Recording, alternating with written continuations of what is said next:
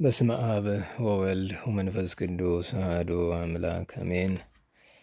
የተባረከ እግዚአብሔር አምላክ እስራኤል ወአምላከ አበዊነ ቅዱሳን ዘተሳሃለነ ወገብረ መድኃኒተ ለሕዝበ ዚአሁ ይቅር ያለን ለወገኖቹ ለምእመናን ሕይወትን መድኃኒትን ያደረገ የአባቶቻችን አምላክ የቸርነት ባለቤት ቸሩ እግዚአብሔር ከዚህ ሰዓት ከዚህ ዕለት ያደረሰን ቅዱስ ስሙ የተመሰገነ ይሁን። እንዴት ሰነበታችሁ? ቸሩ መድኃኔዓለም የፈጠረን ያከበረን መድኃኒታችን ቅዱስ ስሙ የተመሰገነ ይሁን። ቸሪቱም አምላክ ወላዲተ አምላክ ቅዱስ መስቀሉ ቅድስት ቤተ ክርስቲያኑ ያከበራቸው ቅዱሳን ሁሉ ስማቸው የከበረ የተመሰገነ ይሁን። እንዴት ሰነበታችሁ? እንኳን አደረሳችሁ። ቸሩ መድኃኔዓለም የቅዱሳንን ጸጋ በረከት ያሳድርብን።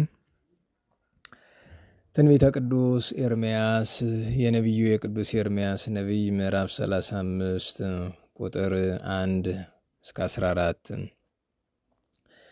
በይሁዳ ንጉሥ በኢዮስያስ ልጅ በኢዮአቄም ዘመን ከእግዚአብሔር ወደ ኤርምያስ የመጣ ቃል ይሄ ነው። ወደ ሬካባውያን ቤት ሄደህ ተናገራቸው፣ ወደ እግዚአብሔርም ቤት ከጓዳዎቹ ወደ አንዲቱ አግባቸው፣ የወይን ጠጅም አጠጣቸው።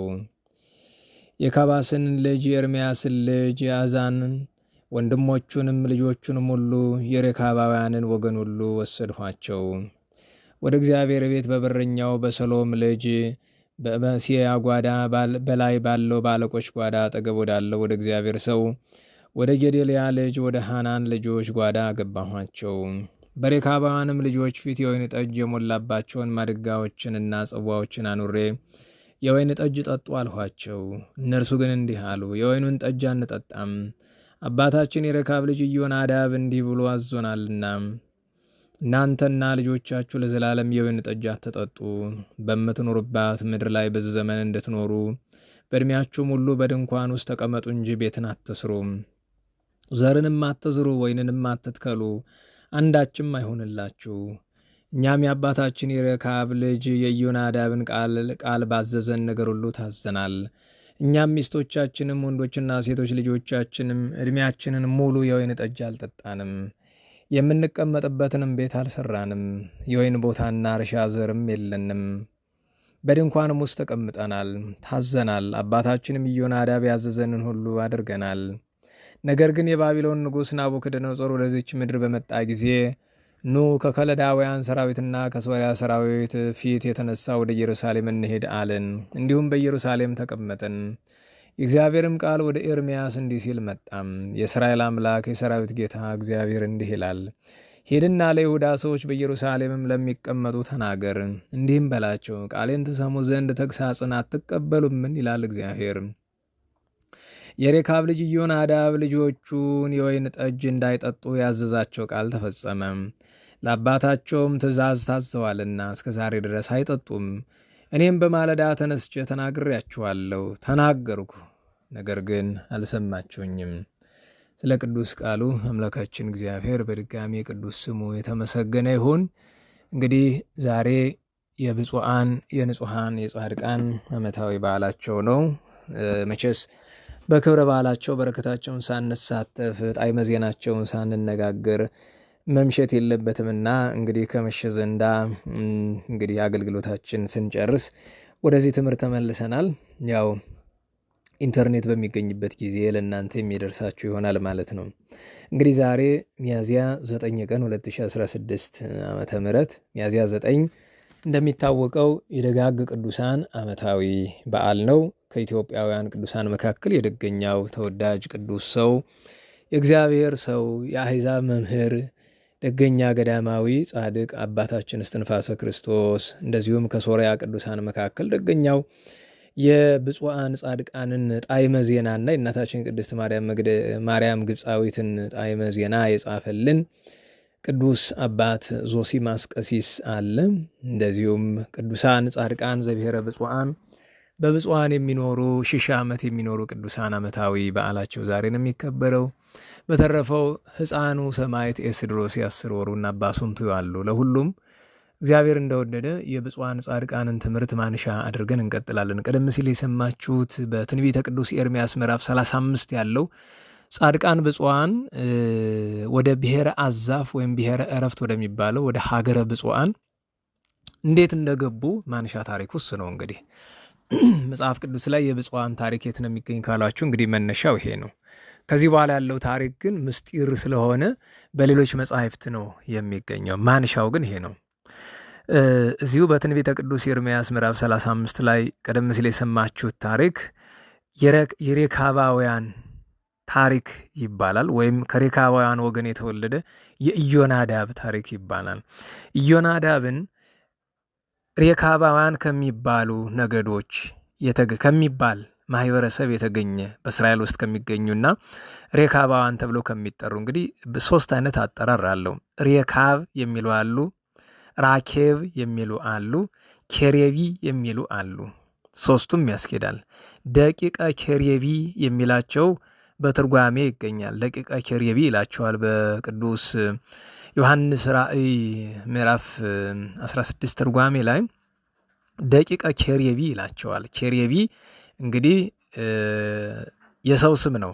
የኢዮናዳብ አባት ኬሬቢ ይባላል የሚለው አሉ። ሬካብ ያሉ እንደሆነ አሁንም የኬሬቢ ስሙ በሌላ ቋንቋ ሲጠራ ሬካብ ተብሏል፣ ኬሬቢ በማለት ፋንታ። 3ኛው አጠራር ራኬብ ነው። ራኬብ ያለ እንደሆነ እስራኤላውያን ከግብፅ ባርነት ወጥተው 40 ዘመን በገዳም ኖረው በቅዱስ ኢያሱ መሪነት እግዚአብሔር ምድረ ርስትን ሲያወርሳቸው ኢያሪኮ ስትጠፋ ራኬብ የምትባል ሴት ከመከራው እንደዳነች ይታወቃል። በዝሙት ትኖር የነበረ ቢሆንም እንኳ እግዚአብሔርን ስላመነች በወቅቱ ከነበሩ 2 ኃያላን ካሌብና ሰለሞን መካከል ሰለሞንን እንዳገባች ይታወቃል። በዚሁም ከእስራኤል ነገድ ውስጥ ተቆጥራ በኋላም የክርስቶስ የመድኃኒታችን ቅድመ አያት ለመሆን በቅታለችና ራኬብ ካለ ጥሩ ነው፣ ከሷ ዘር የሚቆጠር መሆኑን ለመናገር ነው። ኬሬቢ ሬካብ ቢልም ያስኬዳል። ሁሉም የዚህ ሁሉ ነገር መነሻ ኢዮናዳብ የሚባል ሰው ነው። እንግዲህ ለትምህርታችን የተግሳጽ ማንሻ የሚሆነን ነበብኩ ወኢሰማዕክሙኒ ተናገርሁ ነገር ግን አልሰማችሁኝም ብሎ እግዚአብሔር አሁን እዚህ ላይ ይህንን ታሪክ የሚናገርበት እግዚአብሔር ለኤርምያስ ነው የሚነግረው፣ ለቅዱስ ኤርምያስ ነው የሚነግረው። ዘመኑ ከ2600 ዓመታት በፊት መሆኑ ነው። እንግዲህ ከክርስቶስ ልደት 600 ዓመት በፊት እግዚአብሔር ለኤርምያስ እንዲህ ይለዋል፣ ለእስራኤል እንዲህ ብለህ ገሥጻቸው፣ እስራኤልን እንዲህ በላቸው። የኢዮናዳብ ልጆች ኢዮናዳብ የሚለውን በአንዳንድ መጻሕፍት አሚናዳብ ይለዋል። የእሱም እንግዲህ ቅድም እንዳልኳችሁ ካሬብ፣ ሬካብ፣ ኬሬቢ እያለ በተለያየ ስም አባቱን እንደሚጠራው በተመሳሳይ እሱን ደግሞ ኢዮናዳብ ብቻ ሳይሆን አሚናዳብ ብሎ የሚጠራውም አለ። በተለይ በገድለ ብፁዓን በገድለ ጻድቃን ላይ አሚናዳብ ነው የሚለው። ለሁሉም አሚናዳብ ወይም ኢዮናዳብ ከክርስቶስ ልደት 600 ዓመት በፊት በዘመነ ቅዱስ ኤርምያስ በነ ሲሪቅያስ በነ ኢኮንያን በነ በነ ኢዮአቄም በነ ኤልያቄም ዘመን የነበረ ደግ ሰው ነው። እግዚአብሔርን የሚወድ ቅዱስ ሰው ነው፣ ደግ ሰው ነው እና እግዚአብሔር ለተግሳጽ እስራኤላውያን እንዲበላቸው ይለዋል ቅዱስ ኤርምያስ። ኢዮናዳብ ወይም አሚናዳብ ለልጆቹ ያዘዛቸውን ትእዛዝ አንድ ባንድ ጠንቅቀው ጠብቀዋል። ምነዋ የኢዮናዳብን ድምፅ ሰምተው ልጆቹ ሲታዘዙ የአባታቸውን ድምፅ ሲሰሙ የኔን የፈጣሪያችሁን ድምፅ ምን ነው ቸል አላችሁ ነው ለተግሳጽ የተነገረን። ለዛ ነው ነበብኩ ወኢሰማዕክሙኒ ተናገርኩ ነገር ግን አልሰማችሁ። ይህንን የሚላቸው እስራኤላውያን ወደ ባቢሎን ባርነት ሊማረኩ ሲሉ ነው። ነገሩስ እንደምን ነው ቢሉ እግዚአብሔር ያደረበት ቅዱስ ሰው ኤርምያስ አስቀድሞ በነ ኢሳይያስ የተነገረው ትንቢት የሚፈጸምበት ጊዜ ሲደርስ የመጨረሻው ከምርኮ በፊት ከባቢሎን ምርኮ በፊት የመጨረሻው ጻድቅ ንጉሥ ኢዮስያስ ከነገሰበት ከ13ኛው ዓመት ጀምሮ እስከ መጨረሻው የሴዴቅያስ መንግስት ድረስ ተው እያለ ሲመክር ነበረ። ተው ባካችሁ፣ ንስሐ ግቡ፣ ተው እግዚአብሔር መዓት ያመጣል፣ ከለዳውያን ይማርኳችኋል፣ ሀገራችን ትጠፋለች፣ ኢየሩሳሌም ትቃጠላለች፣ ምድረ በዳ ትሆናለች፣ ቤተ መቅደስ ይፈርሳል፣ ተው ይቅርባችሁ እያለ ይመክር ይገስጽ ነበር ከእግዚአብሔር እየሰማ። ይህንን ድምፅ የሰሙ ጥቂት ሰዎች ናቸው። ከነዚህ መካከል በጣም ተጠቃሾቹ እንደነ እንባቆም እንደነ ባሮክ አቤሜሌክ ያሉት እንዳሉ ሆኖ አስቀድሞ የነበረ ገና መጀመሪያ በዘመነ ኢዮስያስ ትንቢቱ ሲነገር ያዳመጠ ኢዮናዳብ ነበረ። ወይም አሚናዳብ የሚባለው ማለት ነው። ይሄ ደግ ጻድቅ ሰው ይህንን ከሰማ በኋላ ልጆቹንና ቤተሰቦቹን በአጠቃላይ በሱ ዘር ስር ያሉትን በሱ ይሄ እንግዲህ ምናልባት ምንድነው ትራይብ ነው ምንድነው ነገድ በሱ ዙሪያ ያሉትን በሙሉ ሰብስቦ በሉ የእግዚአብሔር ሰው ነቢዩ ቅዱስ ኤርምያስ ሀገር ይጠፋል እያለ ነው። ስለዚህ ሀገራችን የምጠፋበት ምክንያት ሁለት ነው። አንድ በልተን ጠጥተን ጠግበን የሰራነው ኃጢአት ነው። ሁለት ጣዖት ማምለካችን ነው። ስለዚህ ልጆቼ ከዛሬ ጀምሮ የማዛችሁን ብታደርጉ እግዚአብሔር በጎ ነገር ያደርግላችኋል። ነቢዩ ኤርምያስንም ጠይቄዋለሁ። የምትለው መከራ ሁሉ እንዳይደርስብን እባክህ ጸልይልን፣ እኔ ደግሞ የምታዘኝን ሁሉ ከነ ቤተሰብ ያደርጋሉ ብሎ ሲናገር ቅዱስ ኤርምያስ ወደ እግዚአብሔር ጸለየ። ጌታዬ ሆይ የዚህን ደግ ሰው ፈቃዱን ፈጽምለት ብሎ ለመነለት። ቤተሰቦቹንና በሱ ስር ያሉትን በሙሉ በጣም ብዙ ሰዎች ናቸው። እነሱን ሰብስቦ ትእዛዝ ያዛቸዋል። ትእዛዝ 1 ከእግዚአብሔር በቀር ሙሴ እንዳዘዘ ቅዱስ ሙሴ ጣዖትን አታምልኩ፣ በፍጹም አትከተሏቸው። ሁለተኛ በዚህ ምድር ስትኖሩ ቤት አትስሩ፣ ዘር አትዝሩ። አሁን በጣም ከባድ ትእዛዝ ነው። በነገራችን በዚህ ምክንያት ስቃይ ደርሶባቸዋል። ቤት አትስሩ፣ ዘርም አትዝሩ ማለትም የፍጹማንን የመናንያንን ሕይወት ኑሩ። ይቻላል በነገራችሁ ላይ ለጊዜው ይጨንቃል እንጂ። ስለዚህ ቤት አትስሩ፣ ዘር አትዝሩ፣ በድንኳን ኑሩ። ከምን እንኑሩ ብትሉኝ በድንኳን ኑሩ። ምን እንብላ ብትሉኝ የዱር ፍራፍሬ ብሉ ብሎ አዛቸው። 3ኛ ስጋ እንዳትበሉ፣ የወይን ጠጅ እንዳትጠጡ ብሎ እነዚህ 3 ትእዛዞች ያዛቸዋል። እነዚህን ትእዛዞች ሰምተው እሺ አሉት። ከዛ በዙሪያቸው የነበረው ሲሰበሰቡ ቁጥራቸው በዛ። ወዲያው በዚያ ወራት አሚናዳብ ወይም ኢዮናዳብ እግዚአብሔር በእድሜ ማርጅቶ ጎበኘውና አረፈ። ልጆቹ ይችን የአባታቸውን ቃል ይዘው እንግዲህ ልብ በሉ። እንግዲህ ኢዮናዳብ በነቢያት ዝርዝር ውስጥ የተጻፈልን ከነቢያት አንዱ አይደለም። በዘመኑ የነበረ ጻድቅ ደግ ሰው ነው። ቤተሰቦቹ ስላቸው 10 ዓመቶ እንዳይመስላችሁ በጣም ብዙ ሺህ ናቸው። ምክንያቱም ቅድም እንዳልኳችሁ ደቂቀ ኬሬቢ የሚባሉት ከእስራኤል ነገድ ውስጥ ከ9 ተኩል የተውጣጡ ስለሆኑ በጣም ብዙ ናቸው። እነዚህ በሙሉ በከተማ ኖረን ኃጢአት ሰርተን ፈጣሪን አስቀይመን የሆነ ጠጅ ጠጥተን ስጋ በልተን በቤት ኑረን አይሆንምና ብለው የአባታቸውን ትእዛዝ አድርገው ወደ ዱር ወጥተው ከእስራኤል ማዶ ባለ ዱር ይኖሩ ነበረ። በዚህ መካከል እነሱ እንደዚህ ባለ ደግ ስራቸው ሲኖሩ በወቅቱ ንጉሥ የነበረው ሴዴቅያስ ነቢዩ ቅዱስ ኤርምያስን የሽንት ቤት ጉድጓድ ውስጥ ከነህይወቱ አስጥሎ አንድ ዝና ይሰማል። ከእስራኤል ወገን የሆኑ ስራ የማይሰሩ ግብር የማይገብሩ አሉ ብለው ይነግሩታል። እነማን ናቸው? የኢዮናዳብ ልጆች ናቸው። ምንድነው ስራቸው? እንዲህ ነው። በድንኳን ነው የሚኖሩ፣ ቤት አይሰሩ፣ ዘር አይዘሩ፣ ወይን ጠጅ አይጠጡ፣ ስጋ አይበሉ፣ ሀብት አያፈሩ፣ ግብር አይገብሩ ብለው አሉት። በሉ ወይ ገብሩ ወይ ፈጃችኋለሁ ብለው አላቸው። ያን ጊዜ ወደ እግዚአብሔር ጮኹ። ኤርምያስም ባለበት ስፍራ ሆኖ ጮኸ። ቅዱስ አቤሜሌክ፣ ኢትዮጵያዊ ቅዱስ አቤሜሌክ ወደዚያ ሲሄድ የሴዴቅያስ ባለሟሉ ነበርና ቅዱስ ኤርምያስ በጉድጓድ ውስጥ መጣሉ ሲሰማ በጣም አዝኖ ከንጉሱ ዘንድ ሂዶ ለምኖ የጨርቅ ገመድ ልኮ ቅዱስ ኤርምያስን ከአዘቅተ ኩስ ወይም ከሽንት ቤት ጎትቶ አወጣው። ከዚያ ቅዱስ ኤርምያስ ሂዶ እግዚአብሔርን ለመነላቸው። እነርሱም ዘር አንዘራም፣ ቤት አንሰራም፣ ወይን ጠጅ አንጠጣም፣ ስጋ አንበላም ብሎ በምናኔ ለመኖር ልባቸው ስለጨከነ እግዚአብሔር ኤርምያስ እንዲህ አለው፣ በል ይዘሃቸው ሄዳለሁ። ሲጓዙ ሙት ባህር ዴድሲ የሚባል አይደለም፣ ዛሬም ድረስ አለ። ሙት ባህር ላይ ደረሱ። ኤርምያስ ጸለየ። እግዚአብሔር ሙት ባህርን እንደ ደረቅ የብስ አደረገላቸው። አንዳንድ መጻሕፍትም ከፈለላቸው ይላሉ። እሱን ተሻገረው ሲሄዱ ዳሩም ማይታይ ውቅያኖስ ላይ ደረሱ። ዳሩም ማይታይ እንግዲህ ብሔረ ብፁዓን በደቡብ ነው የሚገኝ። እዚያ ላይ ደርሰው እንደምን እንሻገር ብለው ሲያዝኑ መልአኩን ልኮ በደመና ያን ሁሉ በሺ የሚቆጠሩትን በሙሉ መልአከ እግዚአብሔር በደመና ጭኖ ወስዶ ብሔረ ብፁዓን የሚባል ዓለም አስገባቸው። እንግዲህ ዛሬ የምናከብራቸው ቅዱሳን መጀመሪያ የገቡት እንደዚህ ነው። ወደ ብሔረ ብፁዓን ጉዳይ ከመመለሳችን በፊት ነቢዩ ቅዱስ ኤርምያስ ይህን ካደረገ በኋላ ተመልሶ ያው ህዝቡ ስለተማረኩ ባቢሎን ወረደ።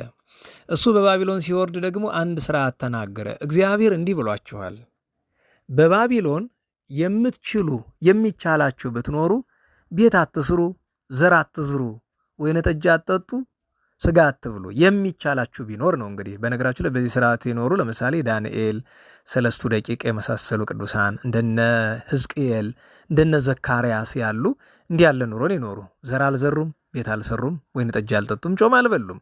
እንዲሁ ነው የኖሩት። የማይቻላችሁ ብትሆኑ ግን የማይቻላችሁ ብትሆኑ ይሄ ቢያቅታችሁ ቢያንስ ከአሕዛብ አትጋቡ ቢያንስ ብሎ አላቸው። ይህንን የሰሙ ከ9 ነገር ተኩል አሁንም ከ9 ነገር ተኩል የተውጣጡ እንደዚሁ በተመሳይ እንዲሁ 70 ዘመን ሲያዝኑ ኖረዋል። ዘር ሳይዘሩ፣ ተክል ሳይተክሉ፣ ስጋ ሳይበሉ፣ ወይን ጠጅ ሳይጠጡ ኑረዋል። ከአሕዛብ ሳይጋቡ ኑረዋል። እንዲህ ንጽህና ጠብቀው ኑረው ሚጠት 3 ጊዜ ነው የተደረገ። እንግዲህ ሚጠት በካልዕ ዕዝራ ተደርጓል። 3 ጊዜ ነው እንግዲህ የእስራኤል ከባቢሎን መመለሳቸው በቂሮስና በዳርዮስ ዘመን 3 ጊዜ የተደረገ። አንደኛው በካልዕ ዕዝራ ተደርጓል። ሁለተኛው በዞሩባቤል ተደርጓል። ሶስተኛው በነቢዩ ቅዱስ ኤርምያስ ተደርጓል።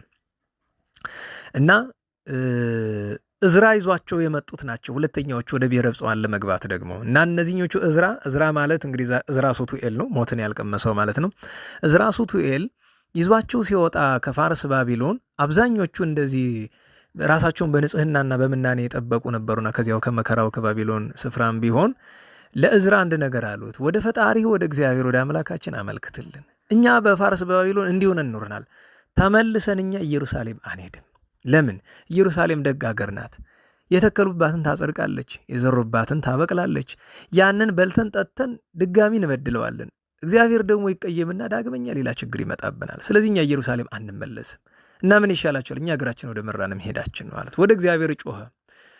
ወደ እግዚአብሔር ሲለምን ምን አለ ዕዝራ? ጌታ ሆይ እኛን በቸርነት ምራን፣ ባይሆንም ነፍሳችን ከስጋችን ላይ ውሰደን፣ በቃን በዚህ ዓለም መኖር። እኛም መበደል ላንተው፣ አንተም መቅጣትን ላትተው እንደምን ይሆናል አለው። እግዚአብሔር ምን አለው? በል አትዘን፣ አንተም አትሞትም። ስንኳ አሁን ዳግመኛ እኔ ለጉዳይ ለስራ እስክጠራህ ድረስ አንተ በሕያዋን ሀገር ነው የምትኖር፣ አንተ አትሞትም ጨርሶ። አንተ ጋር ያሉትና ንጽህናን ገንዘብ ያደረጉት ከ9 ነገር ተኩል የተውጣጡት ግን ከዚህ በፊት ያስገባዋቸው ደጋግ ሰዎች አሉና ወደ እነሱ ተወስዳቸው ዘንድ ይገባል አለ። እንግዲህ ወደ ብሔረ ብፁዓን ለመግባት ዓመት ከመንፈቅ ተጉዘዋል ይባላል። ዓመት ከመንፈቅ በእግራቸው ማለት ነው። ከዚያ በኋላ ግን ቅድም እንዳልኳቸው ሙት ባህር ላይ ሲደርሱ ያንን እንደ የብስ ተሻገሩት። ከዚያ በኋላ ያዚያ ትልቅ ውቅያኖስ ላይ ሲደርሱ እንደነዚያኞቹ ውቅያኖስ ብቻ አይደለም የጠበቃቸው፣ በጣም ትልቅ ደመና ነበር። እንግዲህ ያ ደመና ከውቅያኖሱ ውሃ እስከ ሰማይ ድረስ የተዘረጋ ነው። ማንም በዚያ በምንም ምክንያት ማለፍ አይችልም ጨርሶ። በመርከብም ቢሆን አይታለፍበትም። በቃ መርከብ በዚያ ስፍራ መሄድ የማይችልበት ስፍራ ነው። እና እዚያ ላይ ሲደርሱ ጌታ ሆይ እንደምን እንሻገር ብሎ ሲለው እነሱንም ደመና መጥቶ አፋፍሶ ወስዶ ብሔረ ብፁዓን ከቷቸዋል። እንግዲህ ብሔረ ብፁዓን የመግባታቸው ታሪክ አንዳንድ ጊዜ መቼስ ስናስበው እግዚአብሔር እንደዛ ያለ ዓለም የሰጣቸው እንዲያው አድልቶ እንዳይመስለን ብዬ ነው። እንዲህ ያለ ኑሮ 70 ዘመን ዘር ሳይዘሩ፣ ተክል ሳይተክሉ፣ ቤት ሳይሰሩ፣ ወይን ጠጅ ሳይጠጡ፣ ስጋ ሳይበሉ፣ ጥሬና ያገኙትን ጥሬና የዱር ፍራፍሬ እየበሉ የኖሩ ከአሕዛብ ያልተጋቡ ፈቃዳቸውን ፍጹም የገደሉ ናቸው። ታዲያ ደመና የተዘረጋበት ምክንያት ምንድን ነው የሚባል? ማንም አልፎ ወደዚያ ስፍራ እንዳይሄድ ነው። ታዲያ ብሔረ ብፁዓን ሲገቡ ያስደስታል። የብርሃን ዓለም ነው፣ የብርሃን ሀገር ነው። ከሁሉ በላይ በጣም የመጀመሪያ የሚያስደስተው ነገር፣ በጣም በትልቁ የሚያስደስተው ነገር ኃጢአት የለም እዚያ ስፍራ። ሰይጣን መግባት አይችልም። አባ ዞሲማስ ገብቶ ሲወጣ ዲያብሎስ በጣም ተበሳጭቶ አባ ዞሲማስን ደብድቦታል። እዚያ በብስጭት ማለት ነው። ጻድቁ ቅዱስ ዞሲማስን መግባት የማይችልባት ሀገር ስለሆነች ማለት ነው። እና ለሁሉም ብሔረ ብፁዓን እንዲህ ከክርስቶስ ልደት የመጀመሪያዎቹ 600 ዓመት በፊት፣ ሁለተኛዎቹ ከክርስቶስ ልደት 516 ዓመት በፊት ገቡ። እነሆ ከገቡ 2500 ዓመት አልፏቸዋል። ታዲያ ከዚያ ከገቡ በኋላ እግዚአብሔር ስርዓት ይሰራላቸዋል። እድሜያቸው 1000 ዓመት እንዲሆን 3 ሩካቤ በ1000 ዓመት እንዲኖራቸው 3 ሩካቤ ብቻ ባልና ሚስት ሲወልዱ 2 ወንድ 1 ሴት እንዲወልዱ የመጀመሪያው የወለዱት ወንድ በድንግልና የሚኖር ነው፣ ቤተ እግዚአብሔርን ያገለግላል። ሁለተኛ የሚወልዱት ለዘር ነው። ሶስተኛ የሚወልዷት ሴት ናት፣ እሷም ለዘር ናት። ዘር ለመተካት ይሆናሉ ማለት ነው። አንደኛው ስርዓት ይሄ ጋብቻ ስርዓታቸው። ሁለተኛ በብሔረ ብፁዓን በሬ የለ፣ ላም የለ፣ በግ የለ፣ ምን የለ፣ ምንም ለስጋ የሚሆን ነገር የለም። ታዲያ እንዲህ ምን ይበላሉ ትሉ እንደሆነ አያርሱም። ማረስ የለ፣ ቁፋሮ የለ፣ ስብሐተ እግዚአብሔር ነው። በቃ እግዚአብሔርን ማገልገል ይቻላል። ቤተ እግዚአብሔር አላቸው፣ ይጸልያሉ። ዛፎቹ ከደመና በላይ በብሔረ ብፁዓን ያሉ ዛፎች ቁመታቸው እስከ ደመና በላይ ድረስ ይሄዳል። እንግዲህ ደመና የት ስፍራ እንዳለ በአውሮፕላን ሄዳችሁ ሰዎች ከርቀቱ ከላይ ሆናችሁ ከዚህም ያለነ ይታየናል ታውቁት ይሆናል። እና ሁለተኛው ስርዓታቸው ምንድን ነው? አይዘሩ፣ አይተክሉ፣ አያጸድቁ፣ አይኮተኩቱ፣ ተግባረ ስጋ ብሎ ነገር የለም። ታዲያ ምንድን ነው? ቅዱስ ቅዱስ ነው፣ ማመስገን ነው።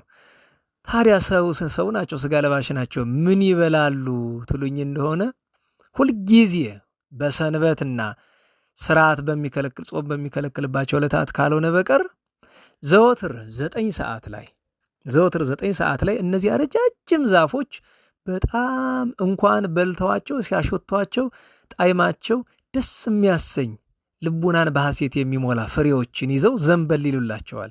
9 ሰዓት መሆኑን የሚያውቁት በዛ ነው እንጂ እነሱ በቃ እነዚያ ዘንበል እስከሚሉ ድረስ ይጠብቃሉ። ያው ሲመጡ ለቁመተ ስጋ ይበሏቸዋል እንጂ ረሃብ ጥም የለም በዚያ ስፍራ። ዘንበል ይሉላቸዋል 9 ሰዓት መድረሱን የሚያውቁ። ታዲያ የጌታችን ጾም አብይ ጾም በደረሰ ጊዜ እስከ ማታ እስከ ምሽት ነው የሚጦሙ እና እስከ ማታ እና የአብይ ጾም መግቢያው እንደኛ ቀመረ ድሜጥሮስ እንደዚያ ምንም ነገር በዚህ ዓለም ያለ ምንም ነገር እነሱ ጋር የለም። አብይ ጾም መግባቱን የሚያውቁት መቼ ነው? ዛፎቹ 9 ሰዓት ላይ ዘንበል ማለት ካቆሙ አብይ ጾም ገብቷል ማለት ነው። ዛፎቹ 9 ሰዓት ላይ መልሰው ዘንበል ካሉ አብይ ጾም አልቋል ማለት ነው። በዚህ ነው የሚያውቁት። አብይ ጾም ከሆነ ማታ ሲመሽ በሰርክ ሰዓት ላይ ዘንበል ይሉላቸዋል፣ ያንን የሚገባሉ። ሌላኛው ስርዓታቸው በብሔረ ብፁዓን ያሉ ሁሉም ቅዱሳን ሁሉም ጻድቃን ራቁታቸውን ነው የሚኖሩት። ራቁት ግን ለኛ ነው፣ በእኛው ቋንቋ ነው። ግን ራቁታቸውን አይደሉም። ራቁታቸውን ናቸው ማለት ምንድን ነው? አዳምና ሔዋን በገነት እያሉ ብርሃኑ ሲገፈፍ ራቁታቸው መሆኑ ታወቁ። የጸጋ ልብስ የብርሃን ልብስ ነው የሚለብሱ ማለት ሲታዩ በብርሃን አጊጠው በብርሃን ተከበው ነው የሚታዩ። አካላቸው ብርሃን ነው፣ ዙሪያቸው ልብሳቸው የብርሃን ነው። አካላቸው ላይ ሌላ ምንም ነገር ይሄ አካላችን የምንሸፍንበት ምክንያት ለነሱ የላቸውም። እኛውን ሀፍረትን አካልን ለመሸፈን አይደለ የነሱ አካላቸውን የሚሸፍነው ብርሃን ነው። እና እንዲሁ ነው የሚኖሩ። እንዲሁ ነው እንግዲህ 1000 ዓመት ነው የሚኖሩ። እንዲያውም ሊቃውንተ ቤተክርስቲያን ምን ይላሉ? ጌታ ቃል ኪዳን ገብቶላችኋል። ከ1000 ዓመት በላይ መኖር ከፈለጋችሁ ትችላላችሁ፣ ፈቅድላችኋለሁ። ከ1000 ዓመት በላይ መኖር የሚፈልግ ካለ ከጽርሐ አርያም የሚፈስ ውሃ አለ። ከጽርሐ አርያም ወደ ብሔረ ብፁዓን ቀጥታ የሚፈስ አይናቸው እያየ ማለት ነው። ከጽርሐ አርያም ያ ሲፈስ እዚያ ሄዶ መጠመቅ ይችላሉ። ከጽርሐ አርያም ሲፈስ የተጠመቀ መልሶ ሌላ 1000 ዓመት መኖር ይችላል ማለት ነው። 2000 ዓመት ይኖራሉ። ግን ብዙ ጊዜ እንደዚህ አያደርጉም። ለምን? በገነት ወዳሉ ጻድቃን ለመሄድ ደግሞ ስለሚናፍቁ ማለት ነው። እና እነዚህ ቅዱሳን እያንዳንዱ የጸሎት ሰዓት ያደርሳሉ። የሚያመሰግኑ እንዴት ነው ቢሉ የጸሎት ሰዓት መድረሱን አሁን 3 ሰዓት ነው፣ አሁን 6፣ አሁን 9 ነው አይሉም። ያቺ ሰዓት ስትደርስ በራማ ያሉ ቅዱሳን መላእክት ሲዘምሩ ይሰማቸዋል። በብሔረ ብፁዓን በነገራቸው ለብሔረ ብፁዓን በሰማይ አይደለም ያለ፣ እዚሁ ምድር ነው ያለ። ግን ማንም ሊገባበት የማይቻለው ዓለም ነው። በጣም በተአምር በእግዚአብሔር ቸርነት ካልሆነ ቅዱሳን አልፎ አልፎ አንዳንዶቹ ገብተውበታል እንጂ የገባበት የለም። እና ለምሳሌ የሰለስት ጸሎት መድረሱን የሚያውቁት በራማ መላእክት ሲዘምሩ ድምጻቸው ይሰማቸዋል። የመላእክትን ዝማሬ ሲሰሙ አብረው ያመሰግናሉ።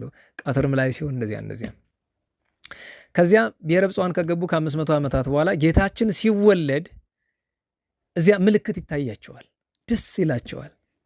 ጌታችን ሲጠመቅ ምልክት ይታያቸዋል፣ ደስ ይላቸዋል። ጌታችን ሲነሳ ደስ ይላቸዋል። እንደዚያ ያደርጉ ነበር። እና ጌታችን በመዋዕለ ሥጋዌው እስራኤልን በሚያስተምርበት ጊዜ እነሱም ከ9 ነገድ ተኩል የተውጣጡ ናቸውና እዚያ እየገባ እሁድ ሁል ጊዜ ከሰኞ እስከ ቅዳሜ እስራኤልን ያስተምርና እሁድ እስከ መጨረሻው ጊዜ ሆሳዕና እስከሚደርስ ድረስ የሆሳዕናን የዋለ እዚያ እስራኤል ስለሆነ እሁድ እየገባ ይሰብካቸው ነበር። ኋላ ጌታችን ከተሰቀለ በኋላ ግን ጌታ ሳይሆን ሄደ ወንጌላዊ ቅዱስ ማቴዎስ በደመና ተጭኖ ሄዶ የጌታችን የማዳኑን ስራ በሙሉ ዘርዝሮ አስተምሮ አጥምቋቸዋል። ማቴዎስ የተላከ ለማጥመቅ ነው።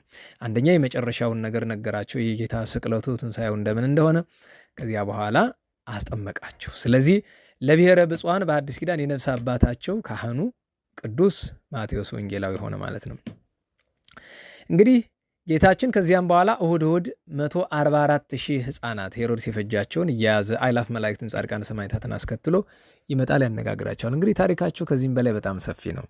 ታዲያ ገድላቸውን የጻፈ አባታችን ቅዱስ ዞሲማስ ዛሬ ዓመታዊ በዓሉ ነው። ታላቁ ቅዱስ ዞሲማስ በ4ኛው መቶ ክፍለ ዘመን መጨረሻና በ5ኛው መቶ ክፍለ ዘመን መጀመሪያ እስከ አጋማሹ ድረስ የኖረ በአንዳንድ ትውፊት ለ100 ዓመት የኖረ በእኛ ስንክሳር ደግሞ 93 ዓመት ያክል የኖረ ነው። በገድል አባ ዞሲማስ ላይ 100 ዓመት ነው የኖረ ይለዋል። ይሄ ቅዱስ ሰው ፍልስጤማዊ ነው።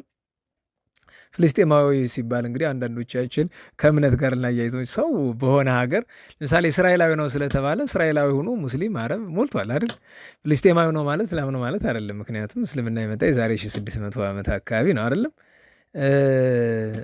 ፍልስጤማዊነት ግን የጥንት የነበረ ነገር ነው እንግዲህ እና ፍልስጤማዊ ነው። ከዚያ ከፍልስጤም ተወልዶ አድጎ በስርዓተ ገዳም ከ5 ዓመቱ ጀምሮ ኖሮ 45 ዓመታትን በገድል ከኖረ በኋላ ቅስና ተሾሞ እንደገና 13 ዓመት አገልግሎ ለ58 ዓመታት በንጽህና በቅድስና በድንግልና በገድል ከመኖሩ የተነሳ ተመካ፣ በልቦናው ተመካ። በእውነት በዘመኑ ከነበሩ ጻድቃን ታላቁ እሱ ነበር አንዱ።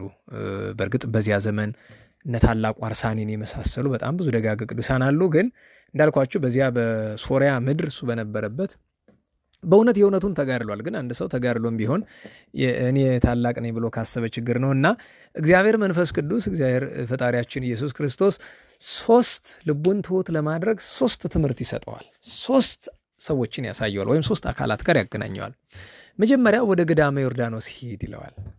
ገዳመ ዮርዳኖስ ማለት አረጋውያን መነኮሳት ግቢያቸውን ዘግተው በዓመት አንድ ጊዜ ለአብይ ጾም ካልሆነ በቀር በራቸውን አይከፍቱም። ወይም የተለየ ምክንያት ኖሮ መነኮሳትን ወደ ከተማ ለመላክ ካልፈለጉ በቀርና እዚያ ገዳም ሄድና አረጋውያንን ተመለከታቸው እስኪ ያሉት። እዛ ሄዶ የገዳሙ አበምኔት አባ ዮሐንስ ይባላል። ጻድቁ አባ ዮሐንስ ጋር ተገናኝቶ ከነሱ ዘንድ ገብቶ መነኮሳቱን ተመለከታቸው። መነኮሳቱ በእውነት በገድል አቻቸው ሊሆን ይችላል ወይ ሊበልጣቸውም ይችላል። በገድል በእውነት በጣም ገድለኛ ነው ቅዱስ ዞሲማስ። ነገር ግን አንድ ነገራቸው ትኩረቱን ሳበው። ሁሉም ስለ ራሳቸው የሚያስቡት አንድ ነገር ተመሳሳይ ነው። በጣም ኃጢአተኛ እንደሆኑ ነው የሚያስቡ። ለማስመሰል ያፍተትና አይደለም። ከአንጀታቸው ራሳቸው እንደ ኃጢአተኛ ነው የሚያዩ በዛ ጽድቃቸው። ስለዚህ ከሱ ብልጫቸው የተማረ ከነሱ ምንድነው ብልጫቸው? ጽድቅ ሰርተው ጻድቃኑ ነው፣ ግን እንደ ኃጢአተኛ ራሳቸው ነው ነበረ። አንድ ከዚያ ከገዳመ ዮርዳኖስ ተማረ።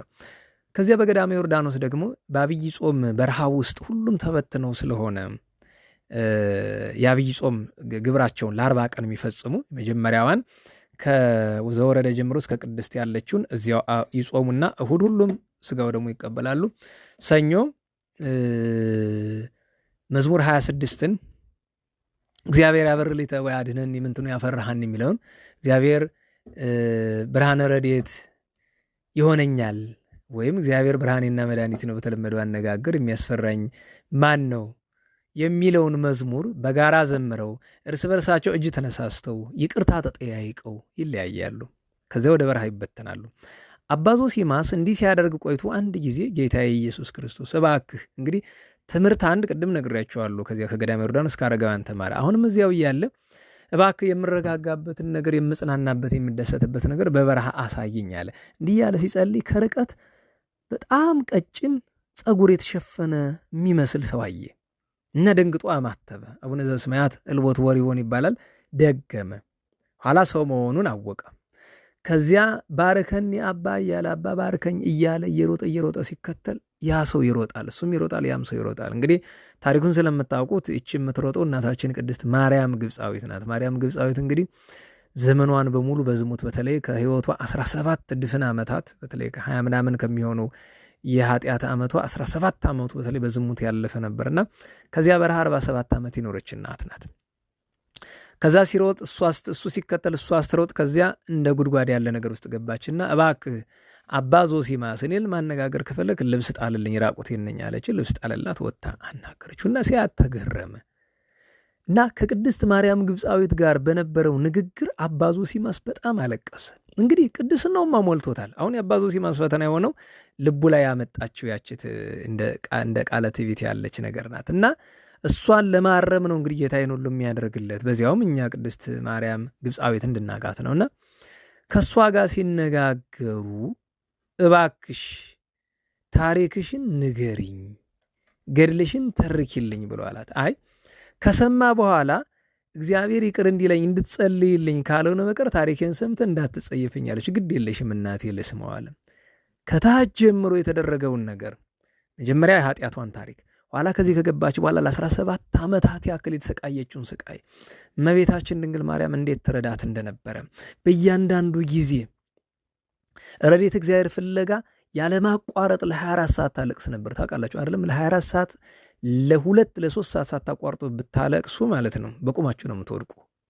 እንግዲህ ሞከረው ሰው ያውቀዋል። እና እመቤታችን እንደምን ትረዳት እንደነበረ እነዚህን 47 ዓመታት ሳር እየበላች የቀኑ ፀሐይ የሌሊቱ ቁር ብርዱ እየወረደባት እንደምን እንደተጋደለች ነገረችው። በጣም ተገረመ። አስቡት፣ ከዚያ የኃጢአት ህይወት ወጥቶ 47 ዓመት ማንንም ሳት በ47 ዓመት ውስጥ ከአራዊት በቀር ሰው ያየች አባ ዞሲማስን ነው። ይሄ ፍጹም ገድል ነው የእናታችን ማርያም ግብፃዊት። የበለጠ ትሁት እንዲሆን ግን አንድ ጥያቄ ጠየቀችው።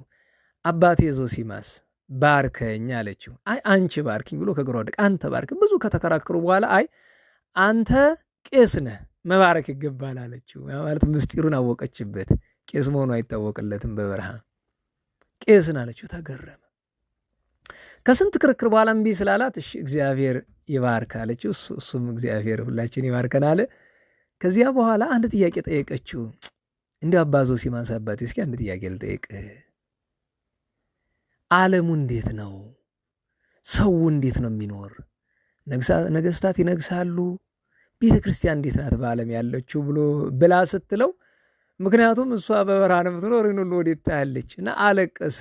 እናቴ ሆይ በአንቺ አማላጅነት ደህና ናት፣ ግን ደህና መሆኗ በአንቺ አማላጅነት መሆኑ አሁን ገብቶኛል። እባክሽ ብሎ ከግራ ወደቅና እባክሽ ልለምንሽ በዓለም ላሉ ምዕመናን ሁሉ እባክሽ አንድ ጊዜ ጸልይ፣ እዚህ ያለ ጸልይ፣ አብረን እንጸልይ አለችው። እሺ ብሎ አብረው ሲጸልዩ ረጅም ሰዓት ቆየች እየጸለየች፣ በጣም ረጅም ሰዓት እና የምትለው ነገር አይሰማውም ለሱ።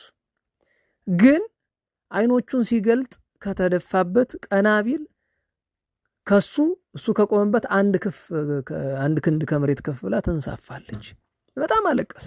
በጣም ብዙ ምስጢር ነገረችው። ከዚያ በኋላ እንደገና ወደ ገዳሙ ሲመለስ አበምኔት ዮሐንስ እንደሚባል ነገረችው። ከገዳሙ ውስጥ አንዳንድ ችግር አለ አበምኔቱ የማያውቀውና እሱን እንዲያስተካክል ነገረው። ነገር ግን እኔ በሕይወተ ሥጋ እያለሁ ስለ እኔ ታሪክም እንዳትናገር ይህንንም ነገር እንዳታወጣ ብላ አለችው።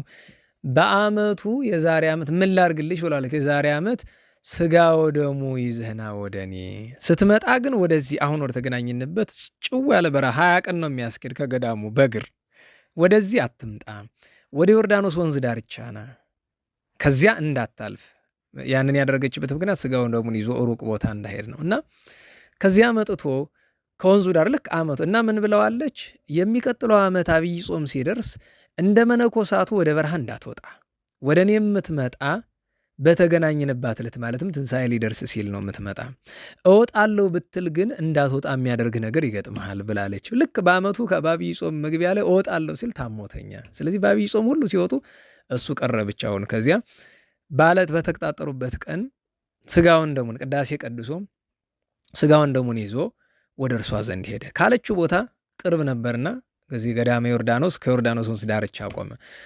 ቢጠብቅ አልመጣለች። አይ ጌታዬ በኃጢአቴ ምክንያት ነዋ ዳግመኛ።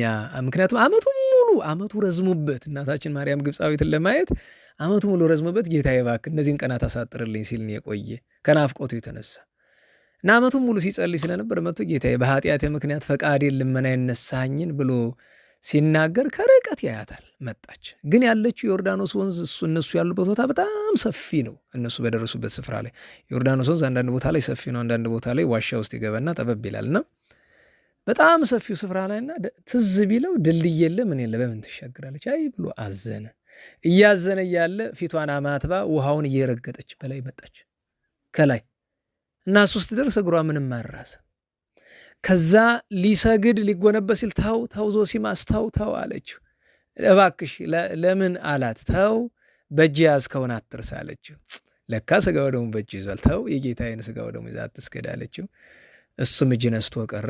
እዚያ ስጋ ወደሙን አቀብላት። በለግሞ ተመልሰ የዛሬ ዓመትና ብላ አለችው። በሚቀጥለው ዓመት ተመልሶ መልሳ የት የቀጠረችው ግን ያ መጀመሪያ የተገናኘበት ሩቁ ላይ 20 ቀን የሚያስኬደው ቦታ ላይ አለችው። እዚያ ስፍራ ተመልሶ ሲሄድ ያው አርፋ አገኛት። ከዚህ በፊትም እንደምንነጋገረው እናታችን ቅድስት ማርያም ግብፃዊት እሱን ካለችው በኋላ 20 ቀን ነው የሚያስኬደው። ከዛ ከተገናኙበት ስፍራ 20 ቀን ብያቸዋለሁ። ከዚህ ከገዳሙ ጎን እሷ እስከምትኖርበት በረሃ ድረስ እና የ20 ቀኑን መንገድ በአንድ ቀን ሄዳ ደርሳው ነው ያረፈች። በአንድ ቀን ከሱ እንደተለያየች ስጋውን ደሙን ተቀብላ ፈጣሪዋን አመስገና እዛ በአንድ ጊዜ ነው ከዚያ የ20 ቀኑን መንገድ ሄዳ እዚያው አረፈች። አንበሳ ሲጠብቃት አገኘ። ምንድነው ማደርግ ብሎ ሲያስብ ከራስጌዋ ላይ ጽሑፍ አየ። እንግዲህ አፈሩ ላይ ተጽፏል ቅብራ ለማርያም ግብፃዊት የሚል ማርያም ግብፃዊትን ቅበራት የሚልና አባታችን እያለቀሰ ቀበራት። ገድሏን ወስዶ ጽፎ ለገዳማውያን አስረከበ። ኋላ ኢየሩሳሌም ኤጲስቆጶስ አንድ ደግ ሰው ታሪክ ጣዕመ ዜናዋን ጽፎ ኋላም አባ ዮሐንስ ዘሀገረ ቡርልስ በዛው ዘመን የነበሩ ናቸውና ስንክሳር ላይ ታሪኳን ጽፈውልናል። እንግዲህ በዚህ አባ ዞሲማስ ልቡ ፍጹም ትሑት ሆነ። ከዚያ ግን ለ40 ዘመናት የሚጸልይበት አንድ ጥያቄ ነበረው። እሱም ብሔረ ብፁዓን ውስጥ ለመግባት። የዚህ ደግሞ ምክንያቱ ቅድም ያነበብኩላችሁን ትንቢተ ኤርምያስን ሲያነብ በጣም ልቡ ይቃጠል ነበረ። በቃ ያን ለማየት ይመኝ ነበርና ከ40 ዘመን ልመና በኋላ ታሪኩ በጣም ሰፊ ነው። እግዚአብሔር መልአኩን ልኮ በጣም ብዙ መንገድ ተንገላቶ ከዚያ ምውት ባህር ላይ ደርሶ እሱን በኪነ ጥበብ አሻገሮት። ከዚያ ካልኳችሁ ውቅያኖስ ደርሶ እሱን ግን በደመና አይደለም የሚወሰደው። አንድ ዛፍ ከዚህ ከውቅያኖሱ ዳር ያለ አንድ ዛፍ ተጎንብሶ እዚህ ላይ ተሳፈር አለ። ዛፉ ቀና ቢል ከደመና በላይ ወሰደው። ከዚያ በኋላ ሌላ ዛፍ ደግሞ መጣና እዚያ ጫፉ ተቀጣጠለ። ተሻገር ወደዛ ተባለ። ተሻገረ። እንግዲህ እግዚአብሔርን እያመሰግን እየተንቀጠቀጠ ነው። ሁለተኛው ዛፍ ወስዶ ሲያወርደው ብሔረ ብፁዓን ገባ። ከዚያ በኋላ ያለውን ታሪክ የምታውቁት ነው። ገብቶ አያቸው፣ ደስ አለው። በገባ በሶስተኛው ቀን ችግር ተፈጠረ። እንደምታውቁት ያው እያለ የለሁም ብሎ ውሸት ሊያስተምርብን ነው ብሎ በጣም ተጣልቶ ትውጣልን አሉት። አልቅሶ ወደ እግዚአብሔር ለመነ። ጌታችን ከሰማይ ሆኖ አብሯችሁ 7 ቀን ይቆይ ፍቀዱለት፣ በቃ ይቅር በሉት አላቸው። ይቅር አሉት። 7 ቀን ሙሉ በእግዚአብሔር ትእዛዝ ዜናቸውን፣ ታሪካቸውን፣ ገድላቸውን ሙሉን ጽፎ ከነሱ ዘንድ ተባርኮ ወጣ። እንግዲህ በብሔረ ብፁዓን የ999 ዓመት ሽማግሌ አለ፣ የ500 ዓመት አለ፣ የ100 አለ፣ የ50 አለ፣ የ3 ዓመት የ1 ዓመትም አለ። እነዚህ ሁሉ ንጹሐን፣ እነዚህ ሁሉ ቅዱሳን ታዲያ ምን ይባላሉ? ጻድቃን ንጹሐን ዘብሔረ ብፁዓን ዘብሔረ አዛፍ ዘብሔረ ዕረፍት ይባላሉ። በብሔረ ዕረፍት የሚኖሩ ቅዱሳን አባቶቻችን እናቶቻችን ናቸው። በነገራችሁ ላይ ብሔረ ብፁዓን ላይ አንድ ስርዓት አለ። ወንድና ሴት አብሮ አይኖርም። ባልና ሚስት እንኳ ቢሆኑም ከ3ቱ ሩካቤ በቀር አብሮ አይኖርም። ሀገሩ ከሁለት የተከፈለ ነው። የሴቶች ለብቻ ነው፣ የወንዶች ለብቻ ነው። አሁን አብሮ ቢኖሩ ችግሩ ነው ሳይሆን አብነት ለመሆን ነው። ምክንያቱም እነሱ ንጹሐን ናቸው። ፈቃደ ስጋ የሚነሳባቸው ሰዎች አይደሉም እና እንዲህ ያለ ስርዓትም ያላቸው ናቸው። እነዚህ ቅዱሳን ንጹሐን ጻድቃን ታላቁ ዞሲማስ ታሪካቸውን የጻፈላቸው እነዚህም ብፁዓን ዛሬ ታዲያ የሚከበሩበት 2 ምክንያት ነው ያላቸው።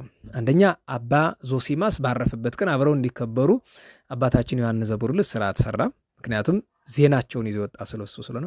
ሁለተኛ በዚህችው ቀን በዘመነ ሰማዕታት ኤስድሮስ ከሚባል ከ10 ወር ሕፃን ጋር ከብፁዓን ጻድቃን የተወሰኑት መጥተው አብረው ሰማዕትነት ተቀብለዋል። በዚህ ምክንያት ነው። መጨረሻው እንግዲህ ስለ የብሔረ ብፁዓን መጨረሻው ምንድነው ትሉ እንደሆነ እንደምታውቁት በዚህ ዓለም ያለ በምድር ያለ ነገር ሁሉ ኃላፊ ነው። ገነትም ታልፋለች፣ ብሔረ ብፁዓንም ያልፋል፣ ብሔረ ሕያዋንም ያልፋል፣ ይሄ ምድርም ያልፋል፣ ሲኦልም ያልፋል። ታዲያ ጌታ ዳግመኛ ከመምጣቱ ፊት በሐሳዊ መሲህ ዘመን የኤፍራጥስ ወንዝ ምውት ባሕር ተከፍሎላቸው ሁሉም በዚያ የቀሩት መጥተው በኢየሩሳሌም ይሰዋሉ፣ ሰማዕትነት ይቀበላሉ። ስለዚህም የነገረን ዮሐንስ ወልደ ነጎድጓድ በራእዩ ነው። የዮሐንስ ራእይ ምዕራፍ 16ን ስትመለከቱት ይህንን የሚነግረን ኃይለ ቃል በውስጡ አለው። በተረፈው ወደ ርዕሳችን ተመልሰን ማጠቃለያ ከመስጠታችን በፊት ስለ አባታችን እስትንፋሰ ክርስቶስ እንግዲህ አባ ሱምቴው ዛሬ ተአምር የሰራበት ነው። የስድሮስ ሕፃን ሰማዕትነት ነው ብለናል። አባታችን ጻድቁ እስትንፋሰ ክርስቶስ ደገኛው ኢትዮጵያዊ ጻድቅ ዓመታዊ በዓላቸው ነው። እንግዲህ አቡነ እስትንፋሰ ክርስቶስ የነበሩት በ16ኛውና በ17ኛው ክፍለ ዘመን ነው። እንግዲህ ከግራኛ መደብ ወረራ በኋላ በነበረችው ኢትዮጵያና አፄ ገላውዴዎስ ከተሰዉ በኋላ ከተነሱ ቅዱሳን መካከል አንዱ አባ እስትንፋሰ ክርስቶስ ናቸው። ያው ገድላቸው ብዙዎቻችሁ እጅ ይኖራል ብዬ ተስፋ አረጋለሁ። አባታቸው ካህኑ መልአከ ምክሩ፣ እናታቸው የተባረከች ወለተ ማርያም አለች። እንግዲህ ልጆች ሌሎች ቢኖራቸውም ግን ተጨማሪ ልጅ ፈልገው እግዚአብሔርን ለመኑ። እግዚአብሔር ልጅ ሰጣቸው። የካቲት 8 ተጸንሰው ታኅሳስ 8 ተወለዱ። ከዛ ክርስትና ሲነሱ እስትንፋሰ ክርስቶስ ተባሉ። እስከ 5 ዓመታቸው ድረስ አባታቸው አሳድገው ወስደው አባ ኪራቆስ ለሚባል ገድለኛ ቅዱስ ሰው በዚያ ሀገራቸው እንግዲህ ዳውንት አይደለም እዚያው መካና አስጋጅ ሰጧቸው። ከሳቸው ዘንድ 7 ዓመት ሲማሩ ኖሩ። በዲቁና አገለገሉ። እጅግ ብዙ የቅድስና ስራ ያላቸው ቅዱስ ናቸው አባታችን እስትንፋሰ ክርስቶስ። በእውነቱ ከሚያስገርመኝ ታሪካቸው 3 ብቻ ልንገራችሁና ሌላውን ከገድላቸው ማየት ነው። እንግዲህ ያው ህመሙም ምኑም ስለሚያስቸግር ለእናንተም ለጆሯችሁም እንዳላበዛባችሁ 3 ነገር ብቻ ለጥቀስ። አንደኛ ገና እድሜያቸው 12 እያለ በዲቁና ይቀድሱ ነበር። በወቅቱ ከነበሩት ከአቡነ ማርቆስ ዲቁና ተቀብለው ይቀድሱ ነበርና ለቅዳሴ ሲገቡ አባታቸው መልአከ ምክሩ ቄሱ ሰራይ ናቸው። አቡነ እስትንፋሰ ክርስቶስ ሰራይ ዲያቆን ማለት ነው። እኛኛው ሰራዊ ካህኑ ነው አባታቸውና ቅዳሴ እየተቀደሰ ጻኦን ውሰ ክርስቲያን ይላሉ አባታችን እስትንፋሰ ክርስቶስ። ዲያቆኑ ነው ገና በ12 ዓመታቸውና አይገባንም ብለው ያሰቡ ወይም ለዚያ ደረጃ አልደረስንም ብለው ያሰቡት ወጥተው በአጸደ ቤተ እግዚአብሔር በግቢው ሄደው ቆመው ጸሎታቸውን ቀጠሉ። ብዙዎቹ ግን ቀሩ። በአማካኝ ወደ 200 አካባቢ የሚሆኑ ሰዎች ቀሩ እዚያው ቤተክርስቲያን ውስጥ ማለትም ቆረቡ። ስጋውን ደሙን ተቀበሉ። እንግዲህ ስርዓቱ እሱ ነው። ከዛ ቅዳሴ ከወጡ በኋላ አባታቸው ካህኑ መልአከ ምክሩ ጠሩና ልጃቸውን ጻድቁ እስትንፋሰ ክርስቶስን ገና ልጄ አላቸው። አቤት ዛሬ ስንት ሰው ቆረበ? እንግዲህ ልብ በሉ ወደ 200 ሰው አቆርበዋል። ዛሬ ስንት ሰው ቆረበ አሏቸው። አባቴ 12 ሰው ብቻ ያቆረቡ ነው ግን ብዙ ነው ብለው ሲሉ ቀሪውንማ ወዲያው አፋቸው እንዳስገቡት የእግዚአብሔር መልአክ ቀምቶ እየገረፈ በሳት በረቂቅ የሳት መግረፊያ እየገረፈን አውጥቶ ያባረራቸው ብለዋሉ። እና በዚህ ነገር አባታቸው በጣም አዘኑ።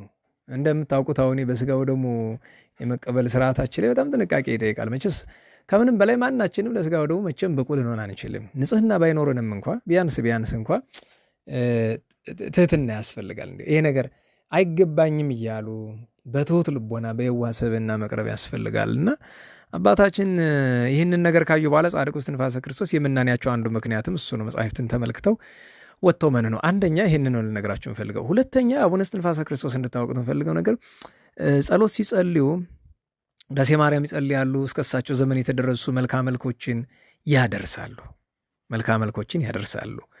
በተለይ ዳዊት በተለይ 150 ዳዊት አንድ ከጀመሩ ሳይዘልቁት እና የቅዱስ ዳዊትን መዝሙር ሲያደርሱ ነአሃቤ ዳዊት ንጉሠ እስራኤል ያኔ ተደርሳለች። ያቺ መዝሙረ ድንግል አባ ጊዮርጊስ ደርሰዋት ስለነበረ የአባ ጊዮርጊስና ነአሃቤ ዳዊት ንጉሠ እስራኤል በዓለ መዝሙር ሰናይ ወጣው በቃል የምትለውን ብለው ሲያደርሱ ቅዱስ ዳዊት ከፊት ለፊታቸው ቁጭ ብሎ ያዳምጣቸው ነበር። እያዩ ሲጨርሱ ይባርካቸዋል። መኃልየ ሲያነቡ ሰሎሞን፣ ነቢያትን ሲያነቡ ነቢያት፣ ውዳሴ ማርያም ሲያነቡ እመቤታችን፣ ውዳሴ ማርያም ሲጨርሱ አቡነ እስትንፋሰ ክርስቶስ ግንባራቸውን ስማቸውን የምታደርግ የነበረ እመቤታችን። ይሄ ምን ይባላል? ከአንጀት የመጸለይ ውጤቱ ነው አባታችን ጻድቁ። ሁለተኛ እንዲያው ባጭር ሰዓት ስለሄደብን ሶስተኛውን ልነግራችሁ የምፈልገው አቡነ እስትንፋሰ ክርስቶስ የቀናችሁን ሃይማኖት ለማጽናትና ለመጠበቅ ሲሉ ጻድቁ እስትንፋሰ ክርስቶስ ወደ ቅዱሳን መቃብር ሁሉ ይዞሩ ነበር። ለምሳሌ ደብረ ሊባኖስ ሲሄዱና 7 ቀን ያለቅሳሉ። ተክለ ሃይማኖት አናግረኝ። እንግዲህ አቡነ ተክለ ሃይማኖት ካረፉ ወደ 400 ዓመት ሊሆን ነው እንግዲህ ጊዜው። አናግረኝ ብሎ ይሏቸዋል። ጻድቁ ተነስቶ ያናግሯቸዋል። ትክክለኛውን እምነት ነገረኝ፣ ተዋሂዶ ትክክል መሆኑን አስረዳኝ ብሎ ይሏቸዋል። ያስረዷቸዋል። ከዚያ ወደ አንድ ጊዜ እንዲያውም መልአኩ ቅዱስ ሚካኤል መጥቶ ወደ ሰማይ አወጣቸው። ጌታችንን ጠየቁት፣ ትክክለኛውን እምነት እንዳስተምር ንገረኝ።